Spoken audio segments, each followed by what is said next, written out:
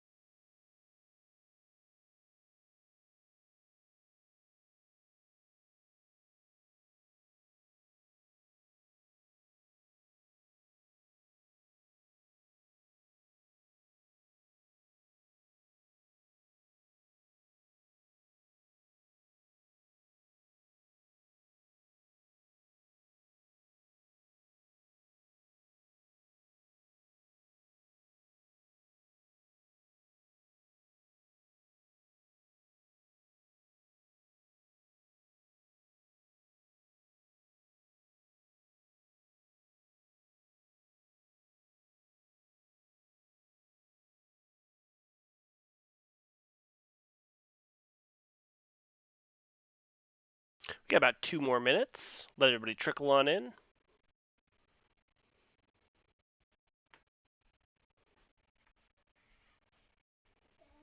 Oh, hi.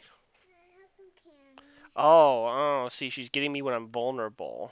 Wants to? Alright. There you go.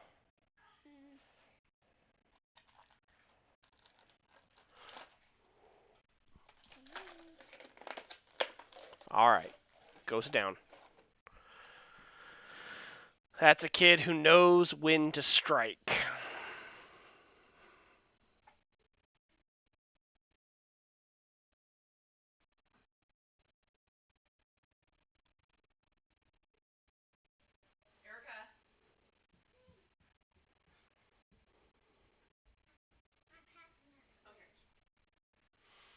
Good evening.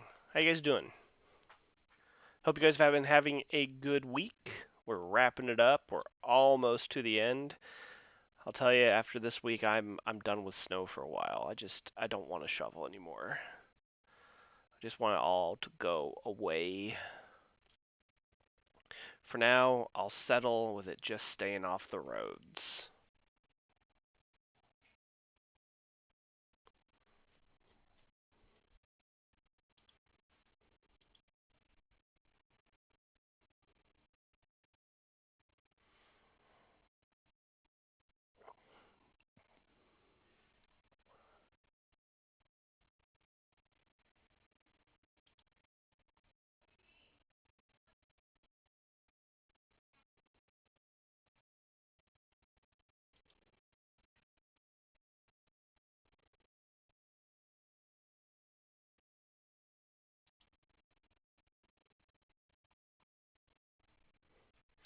All right, gentlemen, it is 8 o'clock Thursday night. Welcome to this week's edition of Wabash After Dark. So, today, I only have two problems for you. One of them, we're going to look at the exam problem that I considered, the grade breaker. A lot of people had trouble with this one, so we're going to look over it and make sure we're getting that extra practice and getting some extra feedback on that problem. After that, I've got one constraint optimization problem for us to do. So we're going to practice our Lagrangians. We're going to practice setting up, defining the problem, forming Lagrangians, calculating first order conditions, and then getting our equilibrium bundles from there. So, as always, if additional questions come up and you guys want to review anything else, let me know. You can post it into Discord or you can post it into chat right here, and we'll get to it after I'm done with these first two. All right, well, let's jump in. So this is the problem from the exam. I gave you guys a demand function that was y minus y squared over p, and I also said that y was less than 1. The reason why I gave you that y is less than 1 was because if y was greater than 1, this quantity would actually be negative, and I didn't want you guys to deal with a negative quantity.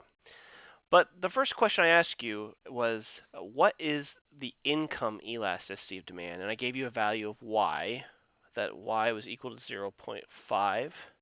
Calculate income elasticity of demand. That's that little eta right there.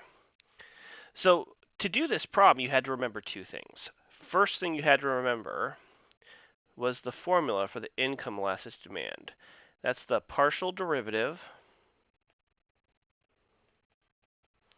of our demand function with respect to our income times our income over our demand function. Let me clean that up. Looks kind of like a B. So we just need to calculate this out. This is the first step for getting any elasticity. And remember, this first term, this right here, is just the derivative of our demand function with respect to income. So let's calculate that. So the derivative with respect to y, okay. Now we can rewrite this as y minus y squared. Oh, I'm running out of room. Let me put this down here. Well, let's get rid of that too. We can rewrite this as y minus y squared in parentheses times p to the negative 1. We could do that if we want to. The important thing to understand is we don't need to do any kind of special quotient rule right here. We can just leave it alone. So basically, what we get this derivative is just going to be 1 minus 2y times p to the negative 1. It's just the derivative of what's in those parentheses right there and multiply it by that p to the negative 1. Treat that like a constant. It's not going anywhere. And we can rewrite this as well as 1 minus 2y over p.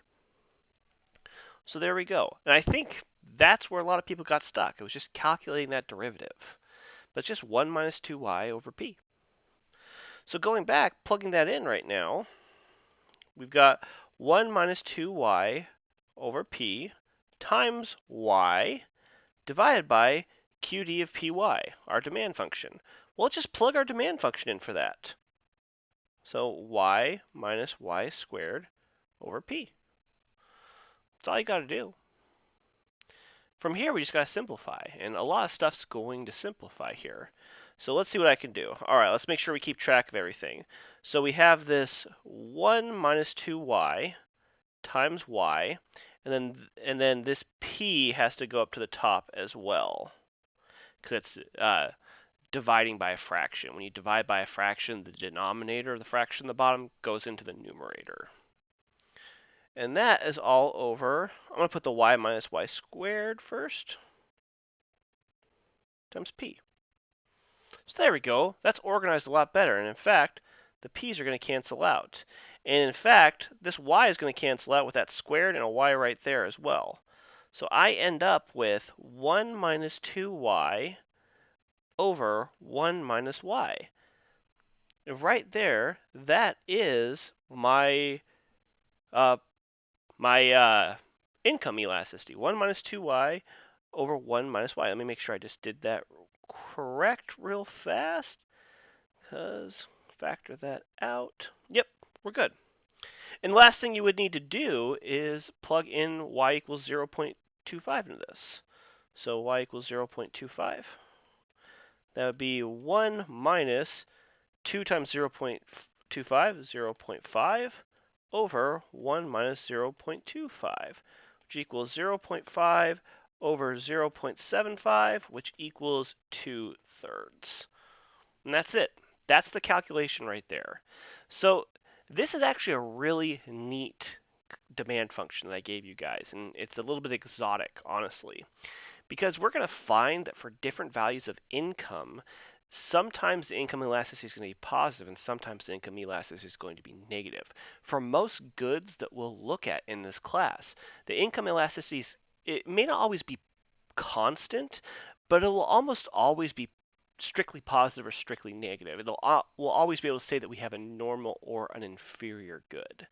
The thing about this demand function is that for some values of income, the good is normal, but for some values of income, it's also inferior.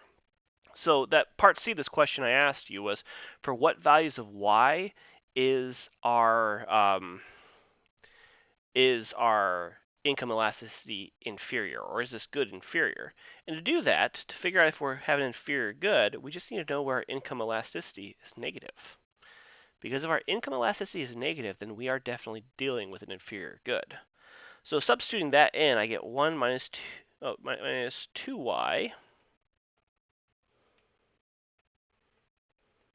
over 1 minus y is less than 0.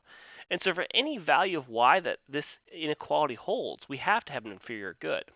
So in order for that to be negative, either our numerator has to be negative or our denominator has to be negative. And the other one has to be positive. We have to have a positive divided by a negative or a negative divided by a positive. But I also said that income is less than 1. And because of that, that means this denominator right here is always going to be positive. So that lowers down what I need to look at. If my numerator is negative, then this whole inequality is going to be negative, and I'm going to have an inferior good. So all I need is 1 minus 2y to be less than 0. Well, that's 1 is less than 2y. Then divide by 2. That gives me income is greater than 1/2, which is 0.5.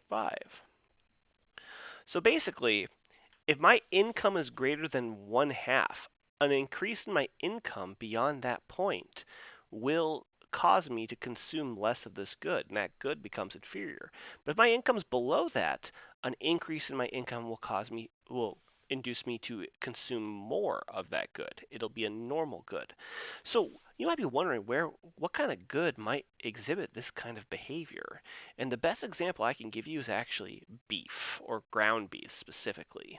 So we find that amongst consumers with very low incomes, as they receive more income, they tend to consume more ground beef, and that's usually because they can afford to eat more meat. So they can actually afford it. But we also find that as their income increases, and beyond a certain point, like I'm talking about getting into more higher income brackets at that point, um, further increases in their income cause them to actually consume less ground beef. And you might be thinking about why. Well, that's going to happen because they're going to be substituting to more, I guess, higher quality meat. Now, me, I love ground beef. It's delicious. But still, they'll be working more expensive meats in their diet. They'll be working fish and chicken and other things that are not ground beef. And they actually start eating less, which turns ground beef into an inferior good at high levels of income. So that's really neat, and it's definitely one of our more exotic types of demand functions. So it was really good for this exam for a hard question. But just to emphasize, calculating elasticities, it always follows the same pattern. Get the derivative, stick the derivative in the formula, and go from there, okay? So make sure you're practicing that, because elasticities will show up again. In fact, we'll be talking about elasticities, in another class or two. We'll start relating them back to what we've been doing with constrained optimization. And I know you guys can't wait for that one. Specifically, we're going to talk about income elasticities. So it's coming, gentlemen. It's never going away. All right, well, let's get to what we've been working on this week. So we've got ourselves a utility function. X to the 2/3 power times y to the 1/3 power. Now, you should see that and instantly you should tell yourself, this is Cobb-Douglas utility right here. I know Cobb-Douglas utility, and I know that there's nothing to worry about. We can just plug and chug this thing, because it's the easiest one, and Dr. D is being nice, giving us a nice and easy one. I also gave you a price of good X of 10, a price of good Y of 2, and an income level of 60. So obviously, my question is going to be, calculate our equilibrium bundle. How much of good X and how much of good Y are we going to consume? And to do this, we need to do the utility maximization problem.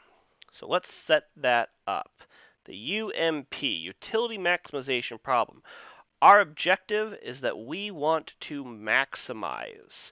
And what are we maximizing? We're maximizing our utility because it's the utility maximization problem. It's right there in the name. We got to put our utility function here. X to the 2/3, y to the 1/3 power. Next, what's our choice variables? Well, our choice variables are going to be X and Y. That's what our consumer gets to decide how much they want to consume of. And lastly, of course, we know we have a constraint. So we have a budget constraint, so we have to include that as well. So subject to, now our budget constraint, price of good X, 10 times X, how much we spend on good X, plus price of good Y to Y, how much we spend on good Y, is equal to 60. Because we can assume that our budget constraint binds, because we're dealing with Cobb-Douglas and we're not going to deal with any kind of unbinding budget constraints in this class. And yeah, that's it. The left side is everything we spend. The right side is how much we have for income. So that's step one. We've set up the problem. We've got all of our information organized. Step two, let's put that Lagrangian together. Now our Lagrangian, yeah, there's how I draw the fancy L. It looks way nicer in my slides. But remember Lagrangian, first we put our objective function, x to the 2/3, y to the 1/3. Then we add our constraint. Now we put a Lagrange multiplier, so we have a lambda. And then we rewrite our constraint so that it's greater than or equal to 0. So to do that, it's got to be 60 minus 10x minus 2y. Okay, that's how we insert our constraint into there. We have to rearrange the terms a little bit. And there we go. That's our Lagrangian. So next step, we need first order conditions. How many of them we need? We need 3 of them, because we need 1 for x, 1 for y, and 1 for lambda, our Lagrange multiplier. Because once we create a Lagrangian, the Lagrange multiplier becomes a choice variable, and we need to treat it like that. So let's go ahead and do this. All right, the derivative of our Lagrangian with respect to x. Okay, let's do some color here. Start with blue. So remember, bring the 2/3 out front. X, subtract 1, so negative 1/3. Then we leave the y alone. Plus lambda. And then distribute that through. Lambda times 60, that's a constant. Derivative with respect to x is 0. Lambda times negative 10x. Okay, there's an x right there. The derivative of negative 10 lambda x is just negative 10 lambda. Let me actually get rid of that. Minus 10 lambda. And the last one, negative 2 lambda y. There's no x in there, so that's just a constant. Derivative of that's 0, and we're done. But of course, there's also the last thing we need to do with a first order condition, and we need to set it equal to 0. Don't forget to set it equal to 0. I will get you for that if you forget. All right, let's do the next one. Let's do for y. the derivative of my Lagrangian with respect to y. Oh, that's an awful color on this screen. Let's not do green. Let's do red.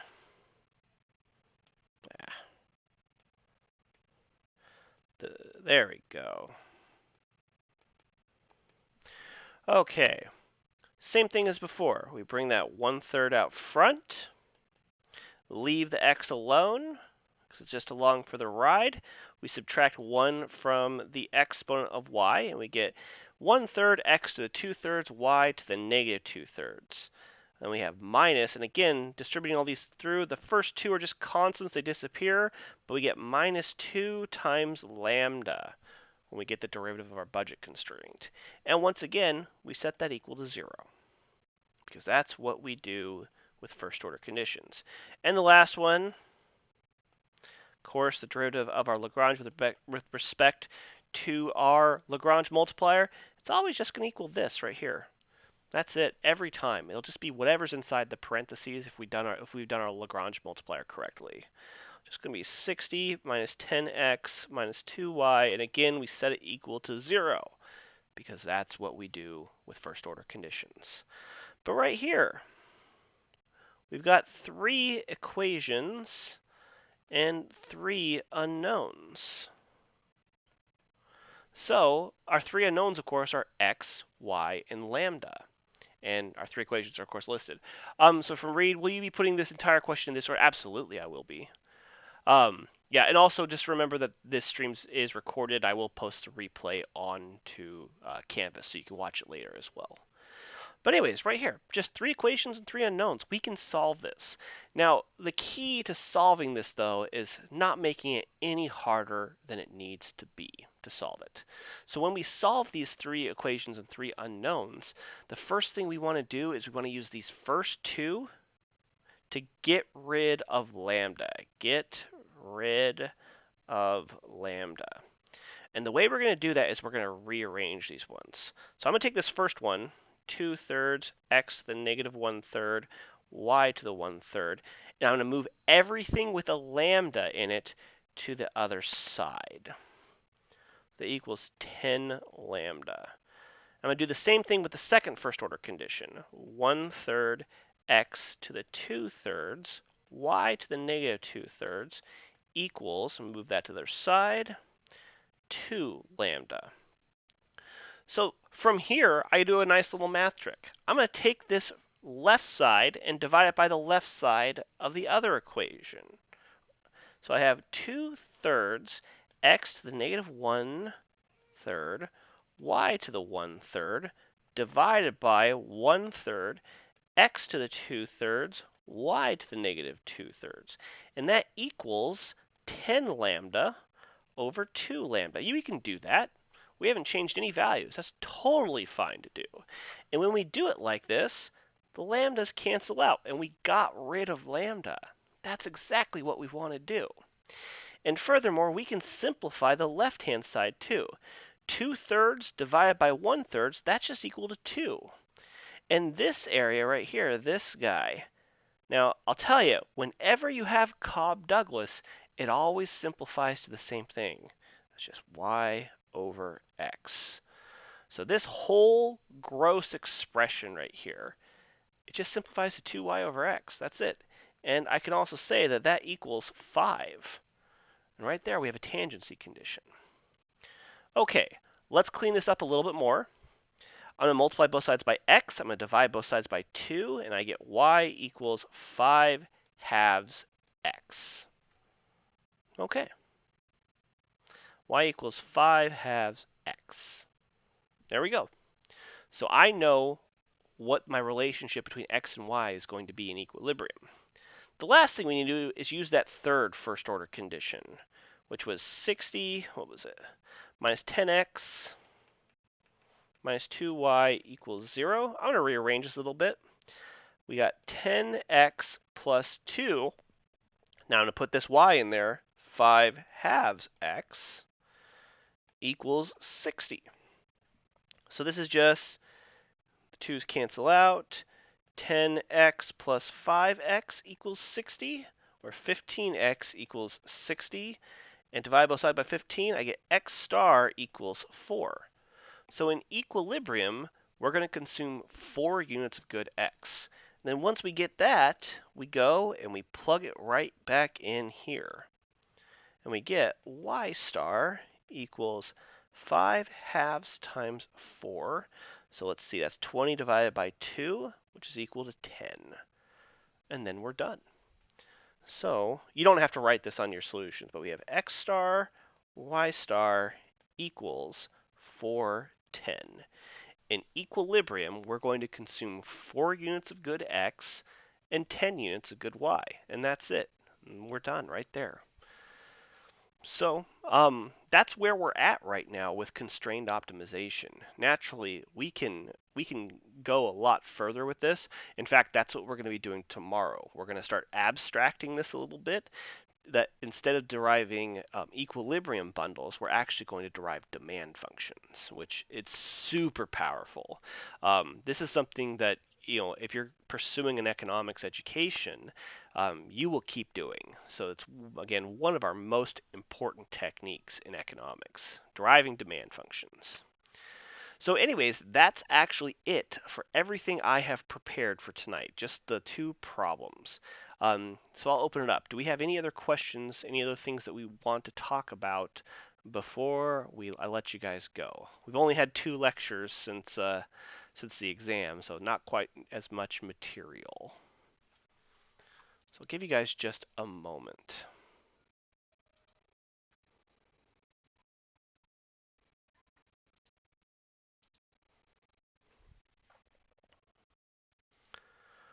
Well, short sessions are fine. All right. Did you say that you were going to go over the previous exam? I went over one problem of it, the hard problem, the elasticity one earlier on.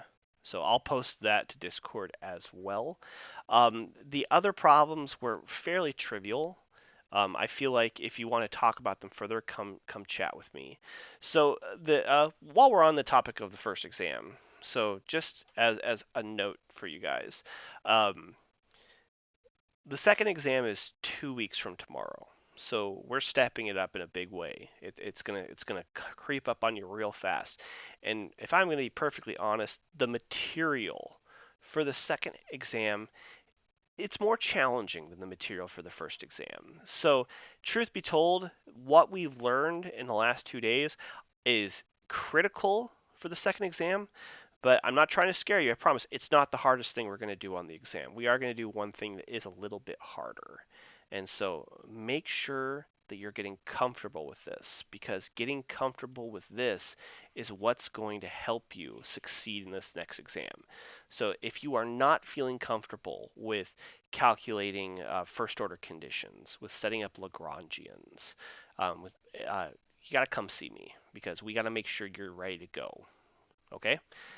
So anyways, we are going to call it right here for tonight. So gentlemen, thanks for hanging out with me, and I'll see you guys in the morning. Have a good one, gentlemen.